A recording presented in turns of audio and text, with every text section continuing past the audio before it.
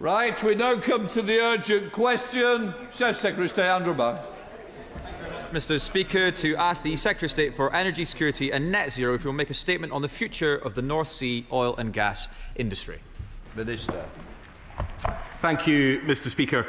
The North Sea will be at the heart of Britain's energy future. For decades, its workers, businesses and communities have helped power our country and our world, and they will do so for decades to come.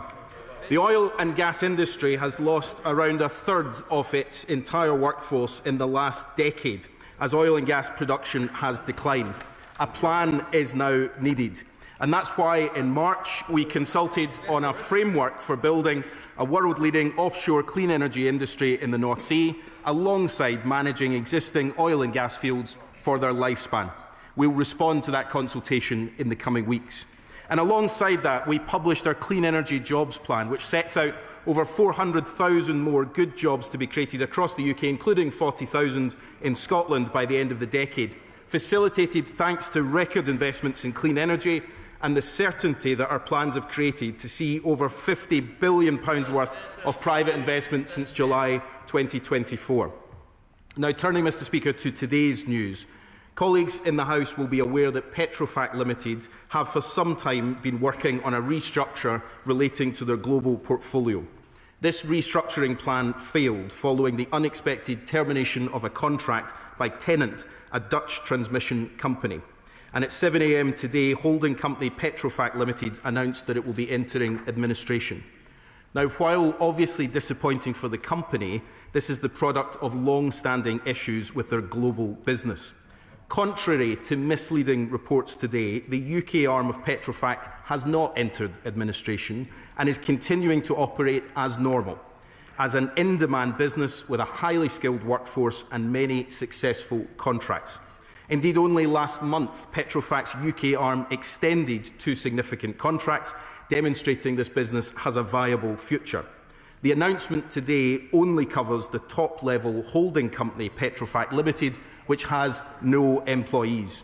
The Petrofac Group has faced long-standing challenges, including a high-profile £77 million financial penalty imposed in 2021 following a serious fraud office investigation into bribery. Now, we understand that there is reason to be optimistic about a commercial resolution, including the UK arm, and the Government has been and will remain in close contact with the company. And I repeat this to the House. The UK business has not entered administration. It is successful and growing, and it will continue to operate as normal. Stephen Flynn. Thank you, Mr Speaker. May I convey in the strongest possible terms to the Junior Minister the anger and anxiety that is felt by my constituents in Aberdeen, because right now they are providing energy security to each and every one of us on these isles. They are providing revenue to his treasury, and yet the only reward, the only certainty that they seem to have on this government's watch is that of looming job losses.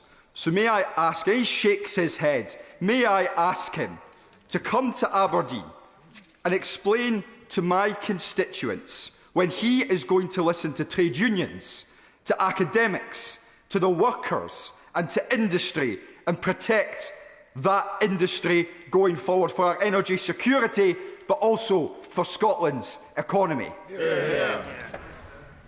Well, thank you, Mr Speaker. I'm in Aberdeen regularly and do meet his constituents who are working right now in renewables and carbon capture and hydrogen jobs, as well as his constituents who work in oil and gas, his constituents who benefit from investments that Great British Energy will make, for example, which he failed to vote for, and who also tell me that after a long period of time of having no credible plan on the... He can shout me down all he wants.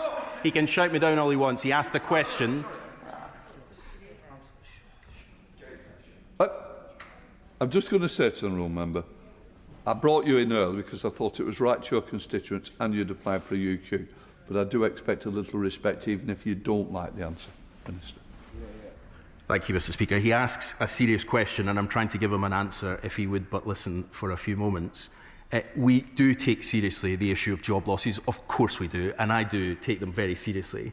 But what we have to recognise is that there have been 70,000 jobs lost over the past 10 years without a credible plan on the future of the North Sea. We're going to deliver that. We're delivering new jobs in the energy future alongside that. But I would also just say to him, I'm somewhat confused what the SNP's policy is on this, because as far as I understood it, it is exactly the same policy as this government has, which is to look at the licensing position. Now, if he's telling us now that the SNP's position has changed, then that's news to me and I suspect to the House. But of course, they haven't published the draft energy strategy that's been in draft form for 2 years, so it's hard for anyone to know.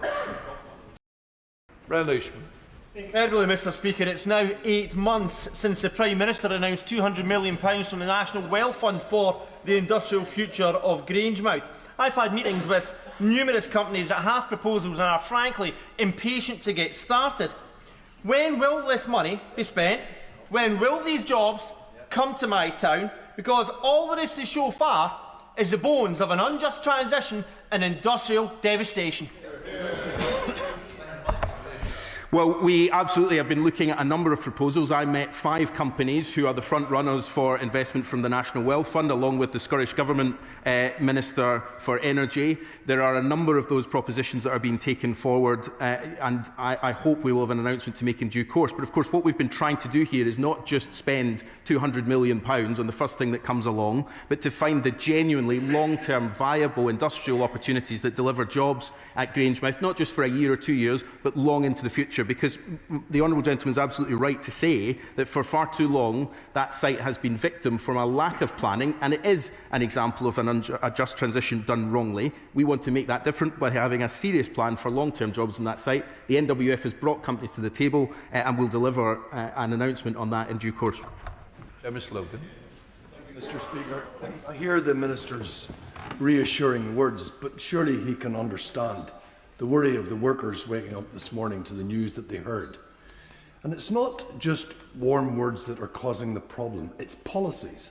It's the energy profits levy, it's the ban on exploration. And it's not just me that's saying this. Here's a list of some of the people that are concerned. The Port of Aberdeen, Robert Gordon University, the North Sea Transition Authority, the Tony Blair Institute, the Scottish Affairs Committee. So what is the Minister going to do in terms of addressing these policy problems? Can I thank him for his tone, and just to repeat that I absolutely accept the point that he makes. Of course, I'm saying today that we can be absolutely clear about the viable future of these 2,000 workers, and we should be positive about it, but that does nothing to those who might be worried about it, and of course I recognise that point. I just think it's also important that we talk up the future potential of this company.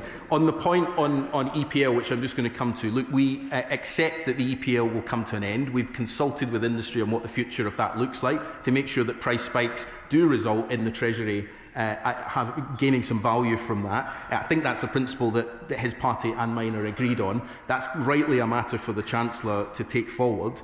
But I think if he is in favour of a tax cut for oil and gas, it is quite important that he says where will that significant amount of revenue come from to fund the public services that he and I rely on.